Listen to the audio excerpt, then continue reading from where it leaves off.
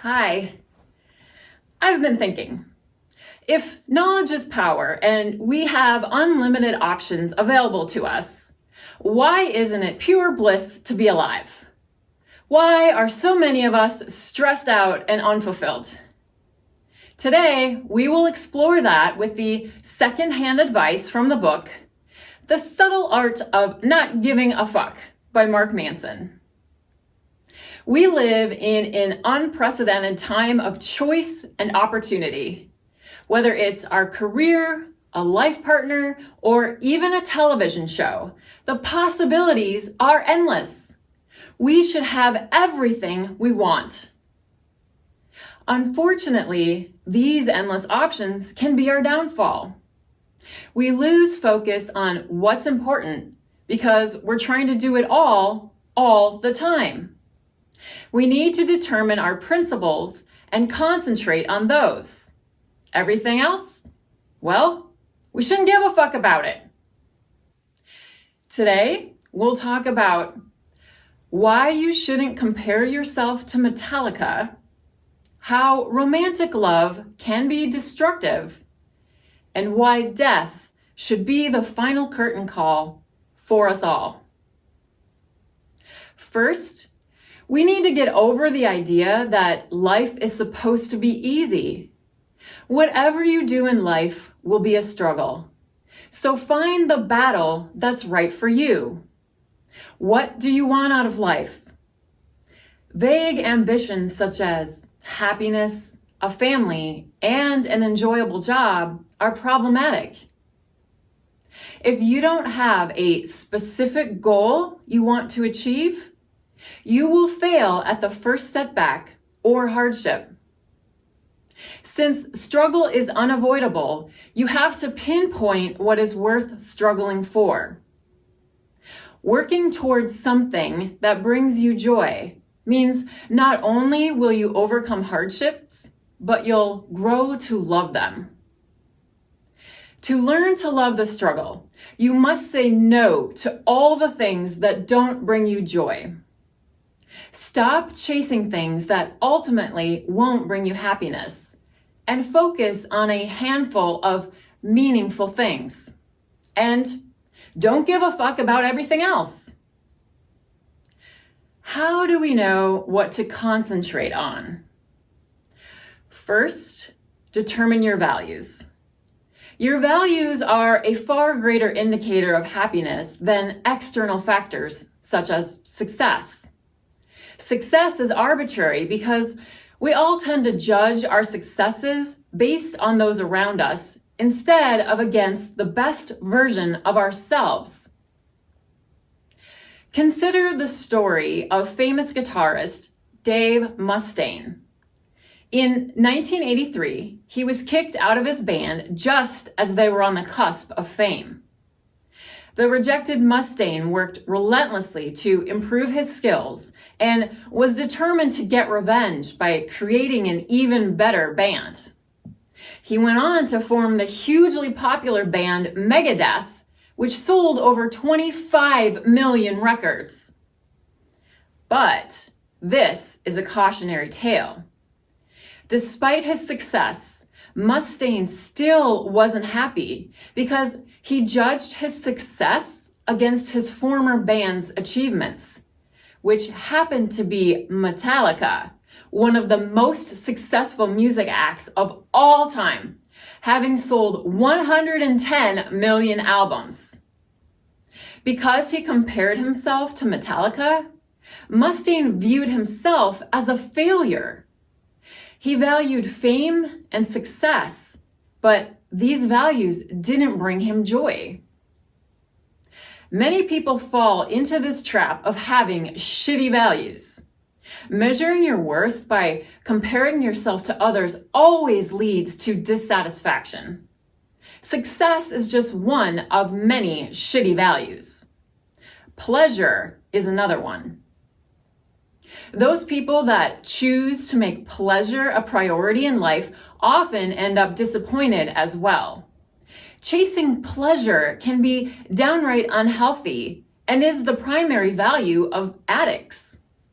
Studies show that those who consider satisfaction the primary goal are likely to be anxious and depressed. Another sure way to end up disappointed is by using your material success as the means to measure your life. Comparison is common, and even if you've outgrown this, we all have experienced comparing ourselves to our friends, our neighbors, or our coworkers. Research has shown that once we meet our basic needs, such as food, drink, shelter, and clothing, more money does not affect our happiness. Chasing wealth can actually be damaging if we pursue it and forego other values like honesty, family, or integrity. How can we choose more worthwhile values? We can follow the basic rules of good values. They should be based on truth and reality, helpful to humanity, and have an immediate and manageable effect. Let's look at honesty. This is a prime example of a beautiful value to live by because it's controllable since you can decide whether to be truthful or not. It's also based in reality and is helpful to others when you provide honest feedback. Other values that meet these criteria are generosity, creativity, and humility. Unfortunately, when we live by shitty values, we often see ourselves as victims of life circumstances. Many of us go through life as if our experiences were forced upon us and we had no choice in the matter. Whether it's a lost job, a rejection from a partner, or even lost car keys. If you feel like a victim, your life becomes that way. The antidote to this is to take complete responsibility for your life. Positive change occurs only when we take full ownership of all our choices and circumstances. When we realize that every experience in life is a consequence of our choices, we get more joy out of everything. Feeling forced to do something robs it of its fun and makes us want to naturally rebel. For example, each year, thousands of first-time runners participate in marathons. Many do so to raise money for charity, and even though they may struggle to finish, most are proud of their achievement. Imagine that you were forced to run a marathon. No matter how well you ran, you'd most likely loathe the whole experience because it wasn't your choice. You were robbed of that joy, and you couldn't identify with the voluntary participants.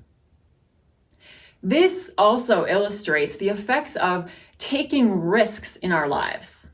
Signing up to run a marathon is a considerable risk, especially if we don't identify as a runner.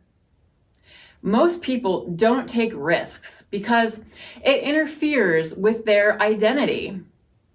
This is what the author refers to as Manson's Law of Avoidance. It explains that humans have a predisposition to run from anything that threatens our identity. Our desperate attempt to maintain the status quo of our lives is a significant hindrance to our growth. We see this so often with creative people. Many artists, musicians, and writers often fail to publicize or sell their work. They are so afraid of the criticisms of others that trying and failing would destroy their identity. Their identity is synonymous with the possibility of becoming a serious artist, and therefore they never try at all. The way to conquer Manson's Law of Avoidance is to practice Buddhism. Buddhists believe that identity is an illusion, and whatever labels you give yourself are merely mental constructs. Whether you view yourself as a success, a failure, rich or poor, happy or depressed, none of it is real or permanent. Accordingly, then, we must let go of our identity. The final topics we need to discuss are love and death. Both are a part of life. Specifically, romantic love can be destructive if we let it control us. We are all familiar with perhaps the most famous love story in the world, Romeo and Juliet. We know that it begins in chaos, exile, bloody family feuds, and ends in tragedy with both lovers committing suicide. This is, of course, an extreme example of the destructive power of romantic love. But research has proven that passionate relationships can stimulate the brain so much that it has a similar effect to cocaine. You can experience an intense high followed by a crash. Then you continue to search for the same high, even if it's not with the same person. This desperate search causes anguish and pain in our lives. Romantic love is often the gold standard of life's accomplishments, but this can lead to heartbreak. Where does this leave us? Do we abandon the notion of romance completely? Not so fast. Passionate love can either be healthy or unhealthy, depending on the criteria. When each partner uses the relationship to fulfill their own needs or distract themselves from their own problems, it will be unhealthy love. No one can hide personal problems indefinitely, so using a romantic relationship as avoidance will eventually self-destruct. Conversely, when both partners invest in one another and the relationship as a whole, healthy love can blossom. Instead of selfishly focusing on their own feelings, each partner supports one another. This support has to be wanted, though, and cannot be used to control the other's actions. If one partner is more dominant and uses this power to control the other, the relationship becomes unbalanced and unhealthy. Even more than romantic love, another factor has much control over our lives. Humans are terrified of death, and the thought of it has great power over how we live our lives. We are the only species capable of thinking about hypothetical situations. We imagine what our lives would look like if we had taken a different path at one point. Perhaps maybe become a theater actor instead of an accountant, or even if we had married someone different. The ability to speculate can be fun at times, but often has a dark side. We can imagine what life would be like once we are no longer on this earth, and that thought can have dire consequences. Since we know we will not live forever, we try to create an idealistic conceptual self that will persevere long after we're gone. We try to live beyond our death by striving for immortality. We seek out immortality projects, such as chasing fame or success in business or politics, so that we may endure through our legacy. This false notion of immortality is unhealthy and induces stress and anxiety and takes us away from enjoying the present moment. We miss what is right in front of us in pursuit of a future beyond our death. So, lastly, we need to stop giving a fuck about notoriety, power, or esteem, and instead focus on the now. Seek meaning in the present and what we already have, and spread that abundance to all those around us. We can now pursue happiness by focusing on the things we enjoy and the daily struggle that we all experience collectively. Everything else is just a diversion, and trying to be everything to everyone only leads to pain and disappointment. Let's review. Every one of us needs to stop caring about the things that are causing us pain and choose the things that bring us joy. Choose your values wisely, as they determine how we approach work, love, relationships, and even life itself. Have a laser-like focus on your core values. This will require you to say no to everything else. Dismiss what's not essential to center your heart on the right virtues. Do you have a set of values that you operate from? What have you had to stop giving a fuck about? Comment below with your best advice. Please be sure to like and subscribe as well. And thank you for watching. How Not to Give a Fuck 2020 edition. If 2020 has taught us anything, it was to learn to let go of those small, insignificant things that cause us worry and anxiety.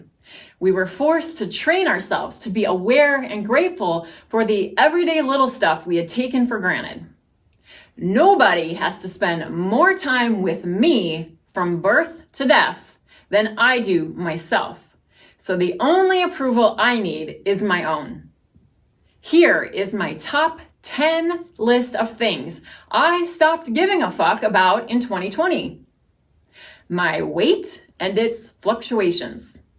Sticking to any diet 100%. My hair and makeup. I just do this when I'm on camera for your benefit. Wearing a bra or even pants. Social awkwardness. Farting in public. Not that I do, but if I do, I will no longer blame someone else. Telling people what they want to hear. Caring what other people think. Other people's lives.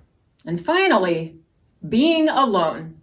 It can be glorious.